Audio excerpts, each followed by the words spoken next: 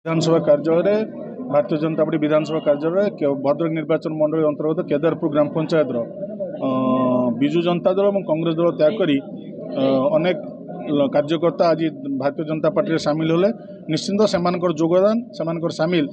आमको केदारपुर ग्राम पंचायत तृणमूल स्तर आम दल को आहरी सुदृढ़ कर कौन सन्देह ना। मुझे गोटे कथा कही रखापी चाहिए, आज विजु जनता दल कांग्रेस दल को संपूर्ण भाव साधारण लोक प्रत्याख्यान कर सारे। आज से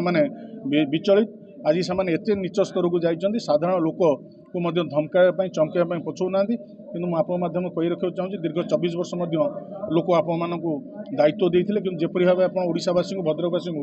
प्रतारणा कर प्रधानमंत्री जपरी भाव साधारण गरीबटे कृषकटे छात्रटे माँटे जपरी भाव विकास कार्य कर निश्चिंत आज समग्र भारतवासी देखुं से विकास द्वारा जोड़ाई ओडावासी भद्रकवासी मनस्थ कर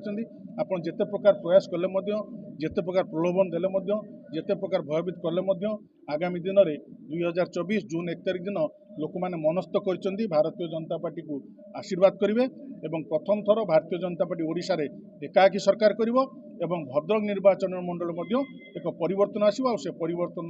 नाम है भारतीय जनता पार्टी। एवं भारतीय जनता पार्टी आगामी दिन में जहाँ दीर्घ 24-25 वर्ष जहाँ न हो पार्टी भद्रक निर्वाचन मंडल में लोकंर मौलिक समस्या जो गुड़ रही